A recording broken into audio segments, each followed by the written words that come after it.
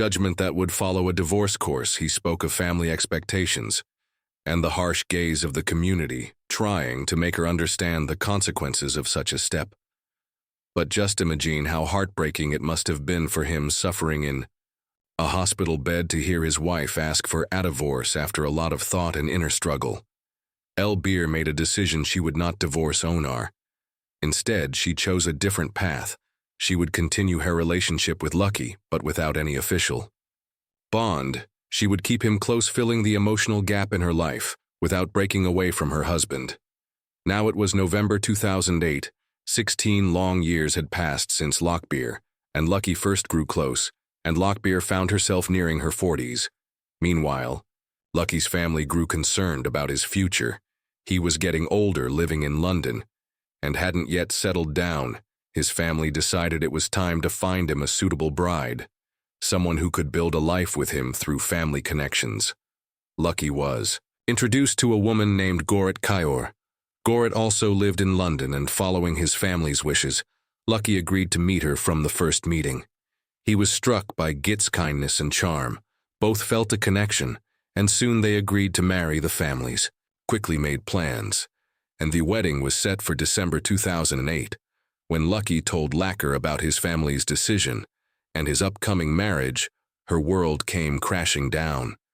She could hardly believe that the man she had loved and served faithfully for 16 years, treating him as her own husband, was now going to leave her for someone else. Lockbeer was heartbroken, filled with disbelief and sorrow. She couldn't understand how he could let go of everything they had shared. Desperate, she tried to make him reconsider. She begged him, reminding him of the years of love, care, and sacrifices she had given. Beer poured out her heart, hoping to make him see the depth of her loyalty and the life they had built together in secret. However, Lucky stood firm in his decision. He calmly explained to Lockbeer that they could never be officially married, and that his family's wish was for him to settle down with someone else. Despite her desperate pleading and reminders of their shared years, Lucky remained unmoved. His mind was set on marrying Goret and beginning a new chapter of his life. Lockbeer was shattered. The pain of his decision felt like a deep betrayal. She couldn't picture her life without Lucky. Just the thought was unbearable as she finally accepted that Lucky was truly going to marry Gurjit. Lockbeer's sorrow turned into anger and desperation. She felt a fierce possession, obsessive rage in her heart. She thought, if he can't be mine, then he shouldn't belong to anyone else. A dark idea began to form in her mind, a plan to stop the marriage by any means necessary, even if it meant ending Lucky's music life. If you've stayed with this story until now, don't forget to like this video. Thank you. With her mindset on this dark plan, Lockbeer traveled to India. While there, she obtained a special type of poisonous plant known for its medical uses but extremely deadly if misused. She carefully bought the plant, fully aware of its dangerous effects. With this poison hidden, she returned to London in December, just before Christmas. Back in London, Lockbeer acted as if everything was normal, hiding any sign of her intentions. Meanwhile, Lucky, still planning to marry Gigi, had decided to move out of Lockbeer's home. He found a new apartment nearby, ready to start his life fresh. Despite this, Lockbeer clung to their relationship, often visiting him and trying to change his mind. But as she saw that he was truly committed to his decision, she knew it was time to put her plan into action. One day, Lockbeer invited Lucky over for a meal, something she had done many times before. She told him, "Let me cook for you one last time, just like old times." Lucky agreed, never suspecting anything unusual. He had no idea that this meal would be unlike any other they'd shared. As she cooked the food, she quietly added poison from a plant she'd brought from India. Her plan was now in action, driven by the idea that if she couldn't have Lucky, she would rather see him dead than happy with someone else. Lowinder ate the food, completely unaware of the hidden danger. Soon after finishing, he started to feel sick. He was having trouble breathing, sweating, and felt very weak. Realizing that something was seriously wrong, he somehow managed to call 999 for help.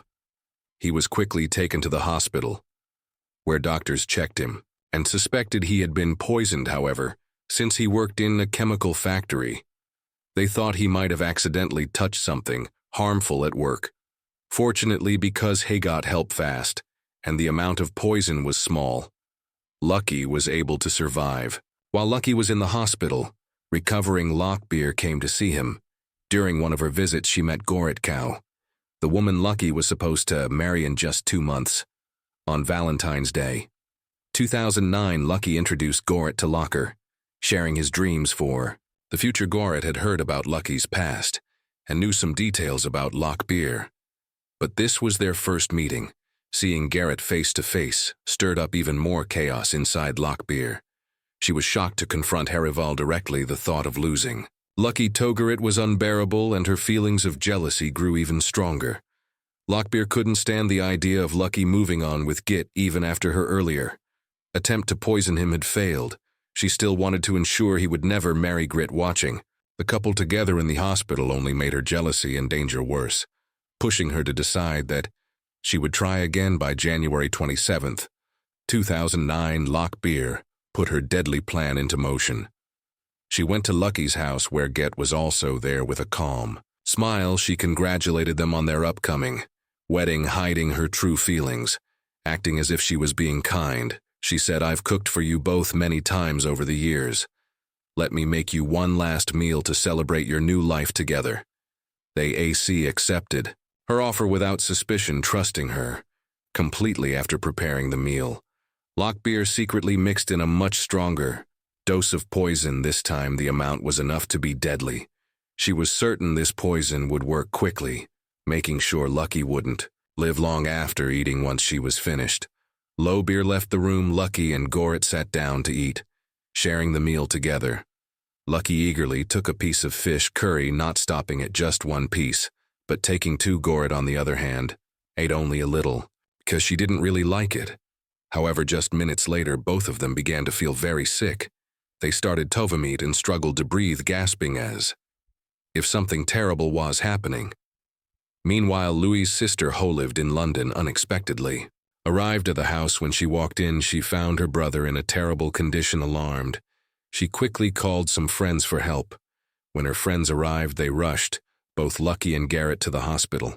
The doctors did everything they could, but within an hour, Lucky passed away due to multiple organ failure. Meanwhile, Git fell into a coma, and the doctors were worried that her organs might start to fail. From the severe poisoning, Git began her treatment, and thankfully, with a stroke of luck, none of her organs were damaged, and she survived. As the police were called in, they asked Gurjit about what had happened. She shared everything she knew. After Lucky's death, the police launched an investigation into the tragic incident. As the investigation continued, the police tracked down Lockbeer, who was quickly arrested on charges of attempted murder and murder. The case went to court, where a heated debate took place. However, the court faced a major challenge. There was no solid evidence. Today's story is one of the most horrifying cases, revealing just how far someone can go in the name of love. It's a story of jealousy and a deadly love triangle that ends in a horrifying murder. This case is full of twists and turns that will keep you on the edge of your seat. This is the story of Lockbeer, a young woman born into a traditional family in Punjab, India. Lockbeer had big dreams and a free spirit. She wished to shape her life according to her own choices. She dreamed of exploring the world, learning new things, and perhaps even making her mark in a way unique to her.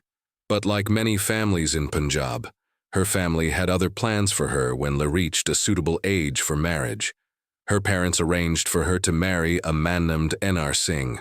Enar was not only a stable man financially, but he also lived in London, a place where many families in Punjab hope their daughters will someday live. To them, having a son-in-law who was well settled abroad in a city like London was a matter of great pride. It meant a promising future and a better lifestyle. Lockbeer wasn't ready for this arranged marriage, but she couldn't bear the thought of disappointing her parents. So, with a heavy heart and a quiet acceptance of her fate, she agreed. After the wedding, she packed her belongings, said goodbye to the life she knew, and prepared to leave for a foreign land with her new husband. The dreams she once held on to so dearly seemed to fade. She boarded the plane to London, but she kept hope alive, thinking that maybe this new life would bring its own kind of happiness. In London, Lockbeer found herself in a completely different world. The busy streets, the unfamiliar faces, the towering buildings, and the hustle of city life. It was nothing like the quiet life she had known in Punjab in London. Anar Singh had a stable job in South and West London, and for a while life seemed to settle into a comfortable routine locker, and Anar built a family together.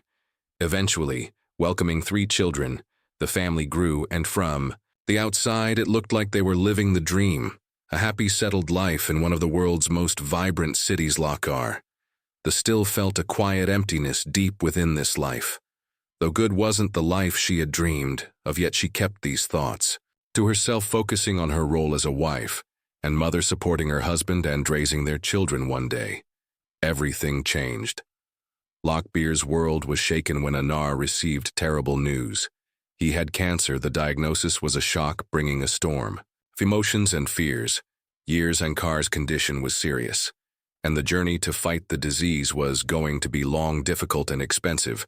Treatment began quickly, but it was a challenging path with countless doctor visits, chemotherapy sessions, and medicine. Cancer weakened Anar day by day, draining not only his strength, but also his ability to work and provide for the family. As Ankar's health declined, so did the family's finances. The steady income that had once supported their life in London was no longer there, and medical bills kept piling up. Lockbeer found herself struggling to hold the family together, both emotionally and financially. She had to manage the household, look after her children, and support her husband, all while feeling the weight of growing financial stress. To help manage the growing expenses, Lockbeer decided to rent out part of their house. She needed the extra income, and renting a few rooms would ease some of the financial strain. One of the tenants who moved in was a young man from Punjab named Linder Chima, also known as Lucky, at just 20 years old. Lucky had come to London with big dreams of his own. He was eager to make a life for himself in the city, and had relatives in England, which helped him settle in quickly, sharing the same Punjabi background. Lockbeer and Lucky found a natural comfort in each other's presence. They understood each other's language, culture, and values, which brought a sense of familiarity and warmth. This connection provided a small light for Locker. Her husband, Anar, was often in the hospital for cancer treatments, and Lockbeer's days were filled with exhausting trips to and from the hospital, managing her household and taking care of her 3 young children. In this difficult time, Lucky's presence brought a different energy into her life. His youth and optimism reminded her of her own dreams and the passion she once had. Slowly, their landlord-tenant relationship turned into a genuine friendship.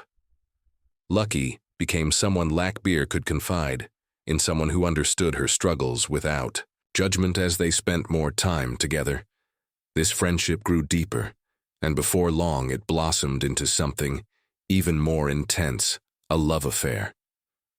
It was unexpected, and Locker found herself in a situation she had never imagined. Here she was, a mother of 3, involved in a relationship with a young man in his early 20s.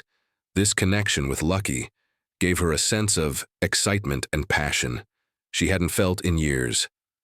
Lockbeer was a woman who found herself in a tough situation. Her husband, Anar, was often the hospital, leaving her alone at home without any family support. Over time, she started to depend more and more on her tenant Lucky for help and companionship. Their bond grew close, and soon Lockbeer began treating Lucky like her own husband. She took care of his needs, washing his clothes, cooking meals, and even cleaning his room at night. They shared the same bed, and Lockbeer showed Lucky affection as if he was her true partner. As days turned into months and then years, this connection between them grew stronger and lasted nearly 16 years.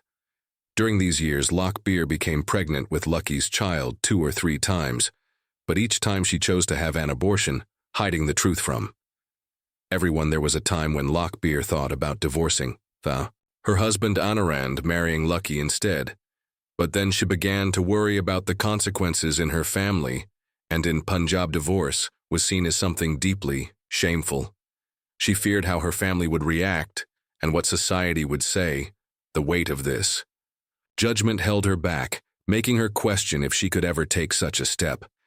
Despite her hesitation, Lockbeer gathered the courage to talk to Anar during one of his hospital stays. She openly shared her feelings, admitting her attachment to Lucky Anar. Weakened by his battle with cancer, listened to her painful confession, he urged her to think, carefully reminding her of the heavy judgment that would follow a divorce. Of course, he spoke of family expectations and the harsh gaze of the community, trying to make her understand the consequences of such a step. But just imagine how heartbreaking it must have been for him, suffering in a hospital bed, to hear his wife ask for a divorce after a lot of thought and inner struggle. Elbir made a decision: she would not divorce owner. Instead, she chose a different path. She would continue her relationship with Lucky, but without any official bond. She would keep him close, filling the emotional gap in her life, without breaking away from her husband. Now it was November 2008. 16 long years had passed since Lockbeer and Lucky first grew close, and Lockbeer found herself nearing her, proving that the curry contained poison. The judge questioned how the poison had reached Lucky and Gurrit, and how it had been given to them. The police were tasked with proving this. They dug deeper into Lockbeer's background, looking at her records, and discovered that she had connections with people in Punjab. It seemed she might have sought help from Indian contacts back in December. The investigation expanded as they coordinated with Indian authorities to gather more evidence. As the investigation progressed, the police found it easier to piece things together with a search warrant in hand. They quietly arrived at Locker's house in Lucknow to search her property. During their search, they discovered some suspicious packets in Lockbeer's bag, and even in her pocket. They learned that Locker had traveled to India in December, and by connecting all the dots, her activities, and these findings, the police uncovered strong evidence against her. With this evidence, the London police presented their findings in court, which now had strong proof. The court reviewed all the evidence and concluded that it was indeed Lockbeer who poisoned Lucky. The trial lasted nearly a year, and on February 10, 2010, the court delivered its verdict. Lockbeer was found guilty of murdering Lucky and attempting to kill Git.